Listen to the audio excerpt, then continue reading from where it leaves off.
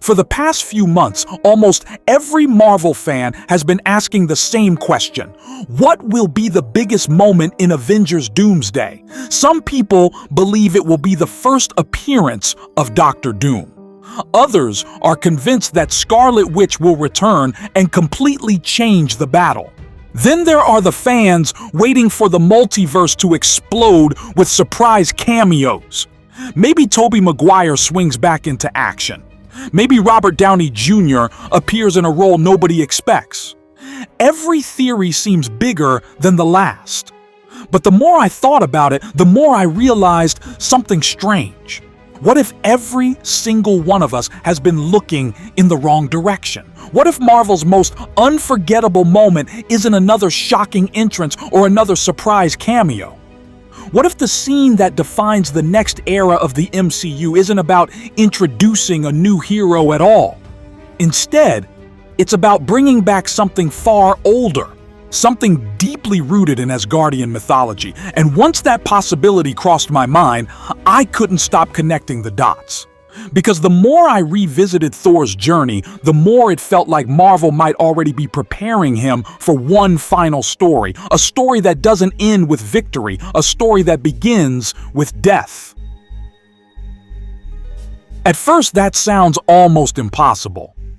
Why would Marvel kill Thor now, especially when Chris Hemsworth remains one of the franchise's biggest stars? But that's exactly why this idea deserves a closer look. Think about where Thor started in 2011. He was arrogant, reckless, and desperate to prove himself worthy.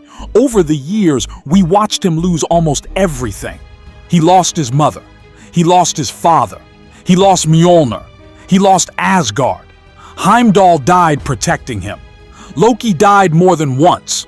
Half of his people were wiped out before Infinity War had even truly begun. Then came the crushing failure against Thanos, followed by years of guilt that nearly destroyed him from the inside. Marvel spent over a decade breaking Thor down piece by piece, not because they wanted to weaken him, but because every great hero eventually reaches a moment where their greatest strength comes from everything they've endured. By the time we reached Love and Thunder, Thor wasn't chasing glory anymore. He wasn't trying to become king. For the first time in centuries, he found something he had never really understood before: peace. He discovered purpose beyond war. He became a father figure. He finally had someone to protect, not because destiny demanded it, but because love did. And that's exactly why his story suddenly feels complete. One of the oldest storytelling traditions is that when a character finally finds inner peace, the next chapter often becomes their greatest sacrifice. Tony Stark experienced that. Steve Rogers experienced that in a different way.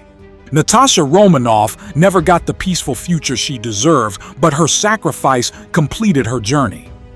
Marvel has never been afraid to end a character's arc once that character has reached emotional fulfillment. Thor has now arrived at that same crossroads. He's no longer searching for who he is. He already knows. And that makes him incredibly dangerous from a storytelling perspective, because heroes with nothing left to prove are often willing to give up everything they have left. If Avengers Doomsday truly lives up to its title, it can't simply be another battle where everyone survives until the sequel. The stakes have to feel real. They have to leave permanent scars. And if Marvel wants audiences to feel genuine heartbreak again, sacrificing Thor would instantly accomplish that. Not because he's weak, not because he loses, but because he chooses to stand between existence itself and complete annihilation. Now let's make one thing clear before we go any further. Nothing I'm about to say has been confirmed by Marvel Studios. This is purely a theory built from existing MCU lore, Norse mythology, comic inspiration, and the direction Thor's character appears to be heading. But sometimes the most exciting Marvel discussions happen in the space between confirmed facts and carefully connected possibilities. Because once you remember one specific location introduced in the MCU, Thor's potential death doesn't necessarily feel like the end of his story. It starts feeling like the beginning of an even greater one. That place, of course, is Valhalla. For years, Valhalla was simply a legend inside the MCU. Warriors spoke about it with respect, almost as if it were an unreachable paradise reserved only for those who died honorably. Then Thor. Love and Thunder changed everything. Marvel didn't just mention Valhalla, they showed it. Heimdall was there, peaceful, watching over eternity. In a single scene, Valhalla stopped being mythology and became an established part of MCU canon. That changes everything, because once an afterlife officially exists inside your cinematic universe, death itself becomes a doorway rather than a conclusion. Think about how different this is from the portal scene in Avengers Endgame. That moment worked because it reunited the living. Heroes returned from being erased by the blip. But Valhalla represents something completely different. It isn't another planet. It isn't another timeline. It isn't another universe inside the multiverse. It's the resting place of Asgard's greatest warriors. If Thor dies defending reality itself, where would he go? Based on everything Marvel has already shown us, the answer seems obvious. He would awaken in Valhalla, and that image alone is powerful enough to stop you for a second. Imagine Thor opening his eyes, expecting darkness, only to find himself standing beneath endless golden skies. The pain of battle is gone. The thunder has faded. Instead, he's surrounded by legends whose stories ended centuries before his even began. Somewhere among them stands Heimdall, smiling because he already knew this day would eventually come. And then, somewhere beyond that horizon, another familiar figure begins to appear. Odin has always been one of the most fascinating characters in the MCU because we never truly witnessed the full extent of his power. By the time audiences met him, he was already old, weary, and approaching the end of his reign. We heard stories about his conquests. We heard whispers of wars that shaped entire realms. But we rarely saw the All-Father at his absolute peak. Marvel constantly reminded us that Odin had once united kingdoms, imprisoned Hela, and maintained balance across the 9 realms for thousands of years. Those accomplishments weren't achieved through political speeches. They were earned through unimaginable power. In Marvel Comics, much of that power comes from something known as the Odin Force, one of the greatest mystical energies associated with Asgard. The MCU hasn't officially adapted the concept by name, but it has repeatedly hinted that Odin possessed abilities far beyond anything Thor inherited during his lifetime. If Marvel ever decides to bring that mythology fully into live action, Avengers Doomsday or Secret Wars would be the perfect stage to do it. After all, Doctor Doom isn't just another villain threatening a single world. Depending on how Marvel adapts him, he could become a threat to reality itself. And when reality is collapsing, perhaps the old rules are no longer enough. Because here's the question that kept bothering me every time I revisited Thor's journey. If Doctor Doom truly reaches a level where the Avengers, the Fantastic Four, the X-Men, and every other hero fail to stop him, then what comes next? Marvel can't simply repeat the Endgame formula. Another wave of portals would still be exciting, but it wouldn't feel new. The audience has already experienced that emotional high. To surpass it, Marvel needs something we've never witnessed before.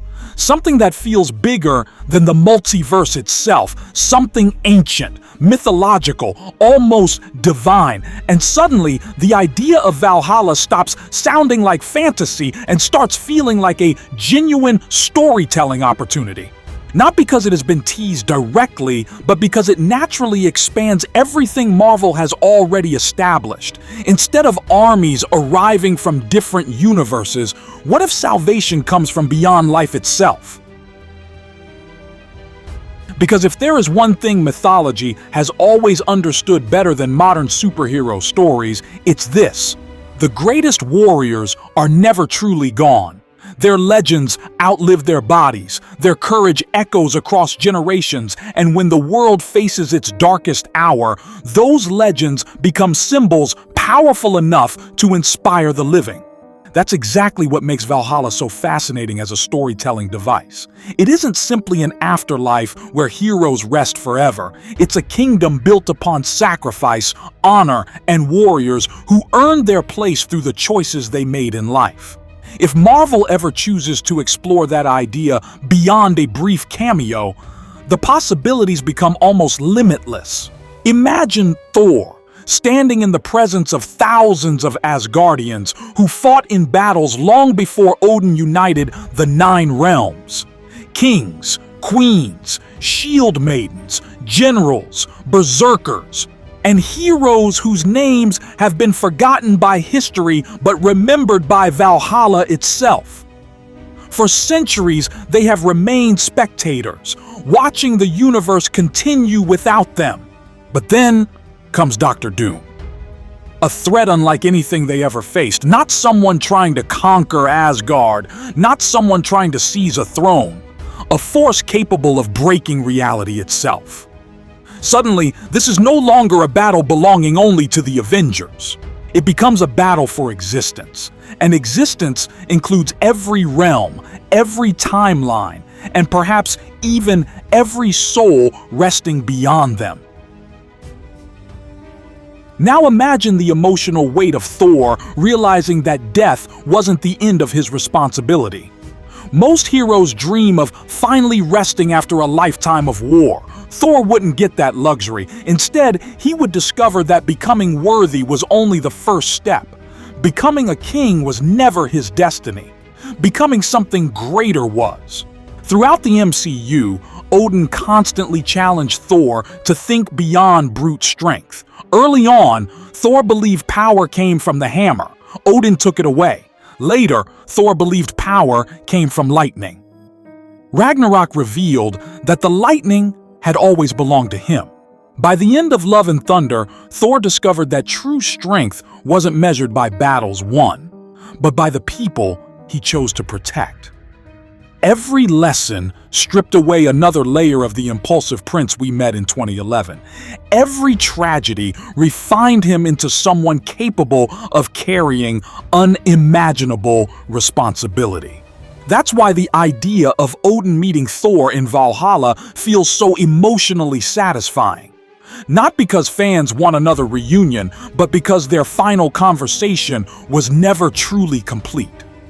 Odin spent years preparing his son to become worthy of ruling Asgard. What if he was actually preparing him to inherit something far greater than a throne?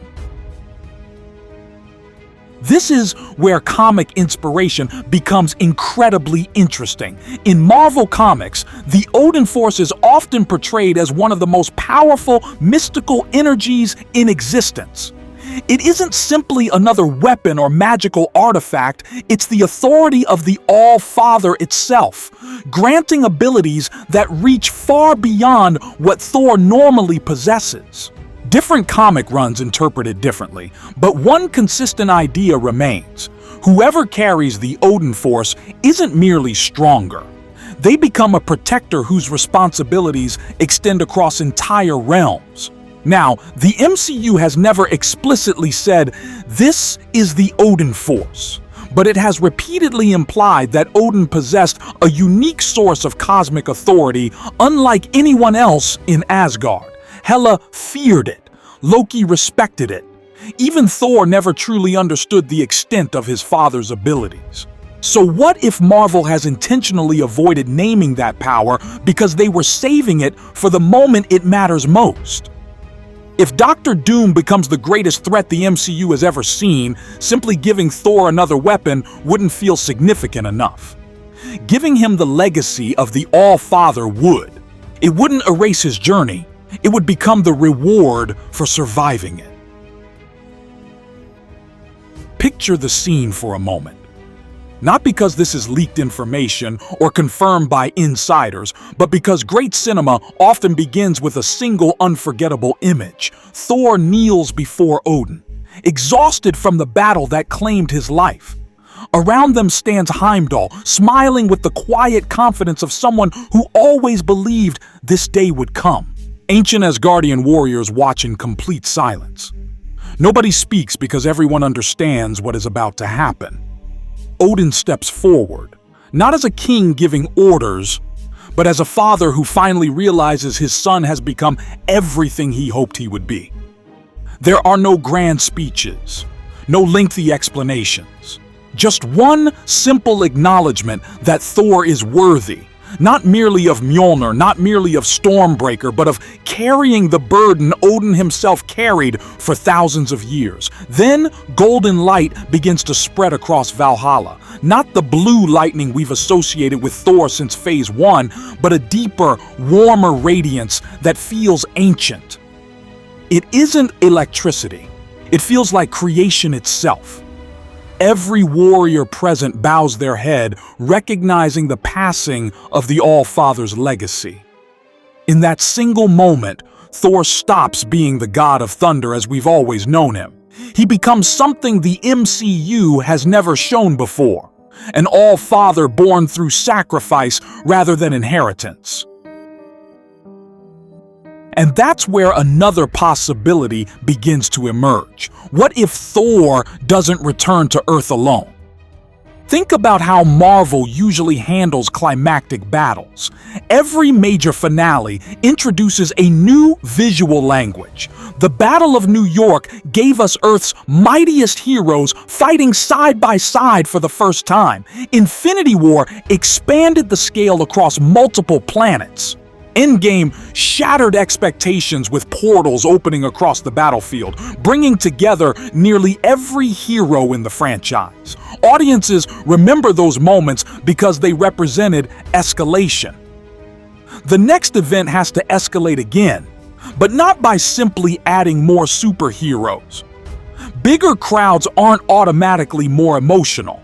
Instead, Marvel needs an image audiences have never imagined before. And what image could possibly rival the emotional impact of the portal sequence? Perhaps not another collection of living heroes, but an army that literally marched out of legend. Imagine the gates of Valhalla opening for the first time in MCU history. Thousands of warriors assemble beneath banners untouched by time. Gleaming golden armor reflects endless sunlight. Ancient spears, enchanted swords, colossal shields, and weapons forged before the rise of modern civilization are lifted once more. Heimdall takes his place at the front, his eyes once again watching every realm. Behind him stand generations of heroes whose sacrifices built Asgard itself. At their center stands Thor, transformed by the All-Father's power, holding Stormbreaker as if it has become something entirely new. Now shift back to Earth. Dr. Doom has already done what no villain before him could accomplish. The Avengers are exhausted. The Fantastic Four have thrown everything they have into the fight. The X-Men have joined the battle only to discover that even together, they cannot stop him. Buildings lie in ruins. Reality itself begins tearing apart around the battlefield. Hope doesn't disappear all at once. It fades slowly, hero by hero, until every survivor realizes they have reached the end. This is exactly where Marvel usually introduces one final turning point. In Endgame, that turning point was Sam Wilson's voice saying, "On your left." But imagine replacing that familiar moment with complete silence. No radio transmission, no portal sparks, no dramatic announcement, just an eerie calm spreading across the battlefield. Even Dr. Doom pauses. He senses something changing. The sky above begins glowing, not with multiversal energy, but with an ancient golden brilliance unlike anything seen before in the MCU. The clouds separate as if reality itself is making way for something sacred. Instead of circular portals, an enormous bifrost unlike any we've ever witnessed stretches across the heavens, radiating power that feels older than the universe the Avengers know. Then, before anyone speaks, a single Gjallarhorn blast echoes across the world.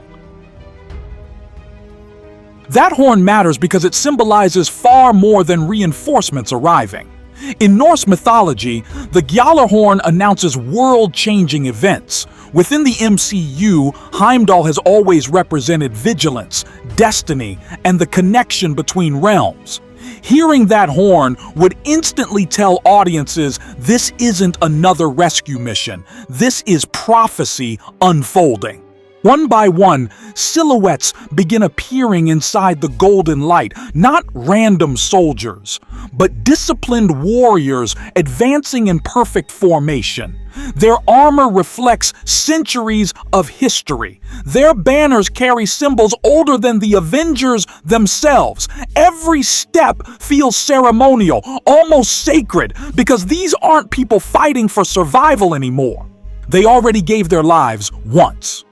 Fear no longer exists for them. Their only purpose is to defend creation one final time. And standing at the very front, surrounded by that impossible light, is the very man Dr. Doom believed he had already defeated. Thor doesn't return angry. He doesn't return seeking revenge. He returns carrying the calm confidence of someone who has already crossed death itself and discovered that even death wasn't powerful enough to end his story. Dr. Doom's reaction might be the most important part of that entire sequence. Throughout Marvel history, Doom has rarely underestimated technology, magic, or intelligence. He prepares for those. He studies them. He adapts. But there is one thing that even Doom cannot truly calculate: faith. Not faith in the religious sense, but faith in the idea that some forces exist beyond logic and beyond conquest. If he believes Thor is dead, then seeing him emerge from an impossible golden horizon wouldn't simply surprise him. It would challenge everything he thought he understood about power. Doom's greatest strength has always been control. Every plan, every contingency, every calculated move is built around the belief that if knowledge can be acquired, then reality itself can be mastered. But what happens when reality answers to something older than knowledge?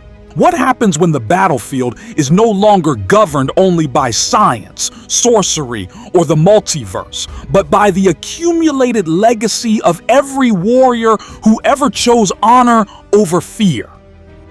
That's the kind of emotional shift that transforms a great final battle into an unforgettable cinematic moment. Suddenly, the conflict isn't just Avengers versus Dr. Doom. It becomes hope versus inevitability. What makes this theory especially compelling is that it doesn't require Marvel to ignore everything they've built over the last 17 years. Instead, it ties multiple storylines together into a single emotional payoff. Thor's entire journey has been about discovering what it truly means to be worthy. Heimdall's unwavering loyalty has always represented faith in Thor's future. Odin spent his life preparing Asgard for a day when he would no longer be there to protect it. Even love and thunder quietly reminded audiences that Valhalla is a real place waiting beyond death. None of those moments were originally presented as setup for Avengers Doomsday, and they may never become one. But one of Marvel's greatest strengths has always been its ability to revisit older ideas and give them completely new significance years later. The Tesseract was once just a mysterious glowing cube.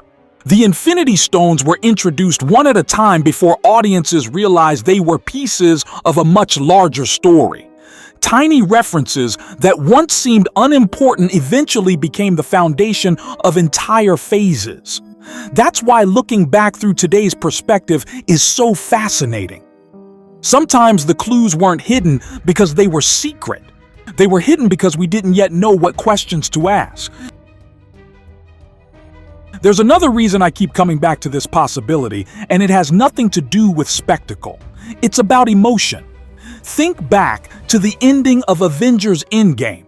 Tony Stark's sacrifice worked because it completed a personal journey that began in a cave with a box of scraps.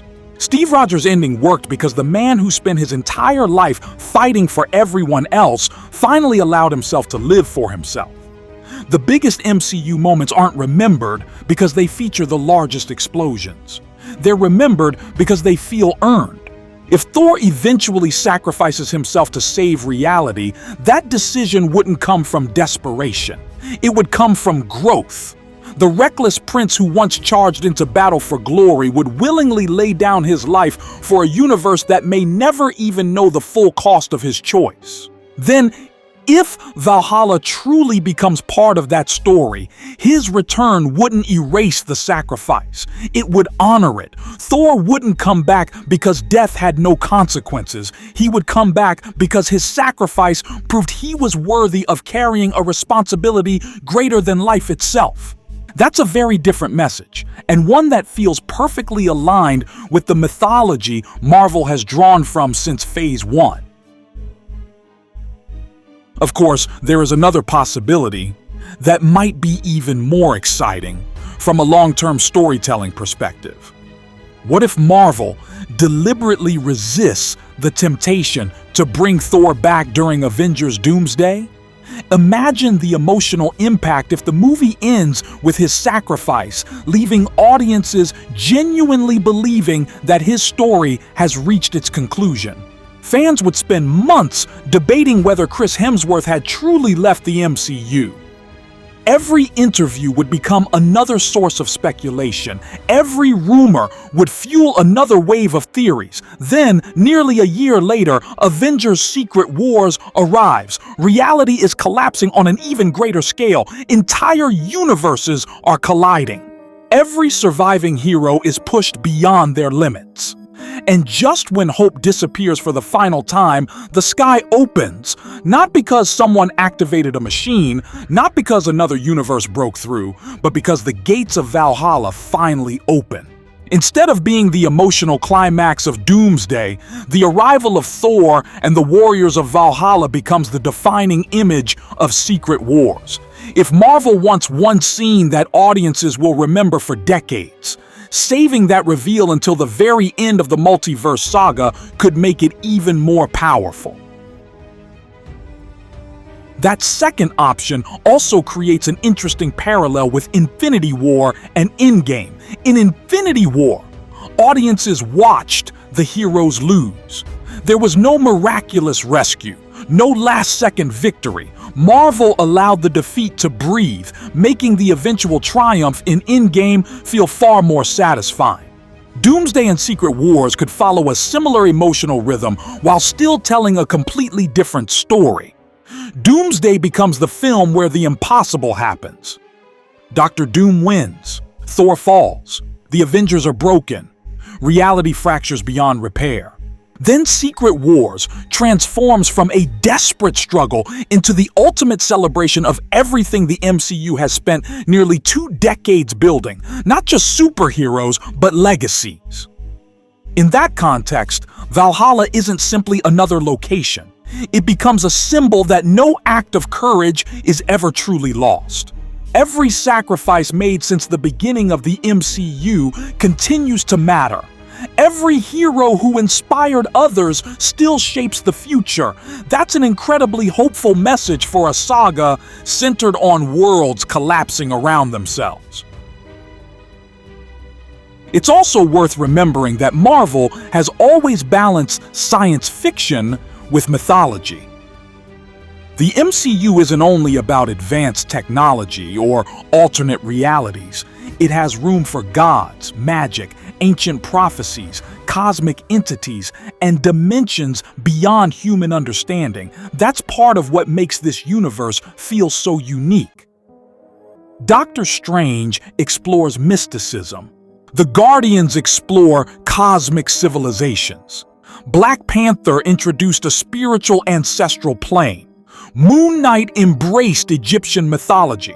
Thor brought Norse legends into the modern world. Bringing Valhalla into the climax of the multiverse saga wouldn't feel disconnected from the MCU's identity. If anything, it would finally allow one of its oldest mythological concepts to stand alongside its biggest scientific ideas. The collision wouldn't simply be Avengers versus Doctor Doom. It would be mythology meeting the multiverse, destiny meeting ambition, and legacy confronting absolute power. Now, it's entirely possible that none of this happens. Marvel may choose a completely different direction. Thor might survive both films. Valhalla could remain a place we only glimpse briefly. Odin may never appear again. The Odin Force might never be named in live action. That's the fun of theorizing before a major Marvel event. We aren't trying to predict the future with certainty. We're exploring the possibilities created by the stories we've already been given, and sometimes those possibilities are just as exciting as the final movie itself. But if Marvel ever decides that it wants to create a cinematic moment capable of standing beside the portals in Endgame, I honestly believe it will need something fundamentally different rather than simply bigger. Not another army from another universe. An army from beyond life. Not another version of Thor, the ultimate evolution of Thor. Not another entrance built on surprise, but one built on 17 years of emotional investment finally paying off. Because when people talk about the greatest scenes in superhero history, they rarely remember them only for the visual effects. They remember how those moments made them feel. Captain America lifting Mjolnir wasn't unforgettable because of the hammer. It was unforgettable because it validated everything we believed about Steve Rogers. Avengers, a symbol, wasn't iconic because thousands of heroes appeared together. It was iconic because it represented the culmination of a journey that started with 6 unlikely teammates learning to trust one another. If the MCU hopes to create another moment that lives in that same conversation, it has to be driven by emotion first and spectacle second. And that's why this theory continues to stay with me. The image isn't simply Thor returning to the battlefield. It's a son completing the legacy his father began. It's Heimdall marching beside the friend he never stopped believing in. It's generations of Asgardian warriors proving that courage doesn't end when life does. And it's every remaining Avenger looking toward the sky and realizing that even in the universe's darkest hour, hope can still arrive from the most unexpected place imaginable.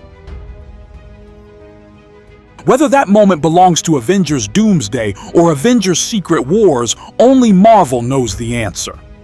But if I had to imagine one scene capable of challenging the emotional impact of the Endgame portals, this would be it. Not because it features the biggest battle, the strongest hero, or the loudest surprise, but because it would unite mythology, sacrifice, legacy, and hope into a single, unforgettable image. And if that image ever becomes reality, I truly believe we'll be talking about it for years to come. If you enjoyed this deep dive into one possible future of the MCU, don't forget to like, share, and subscribe to MovieCast for more cinematic Marvel stories. And if you'd like to support the channel and help us keep creating theories and deep analyses like this, consider sending a $25 super thanks. It genuinely helps us continue exploring the MCU in ways that go beyond the obvious. Until next time, thanks for watching.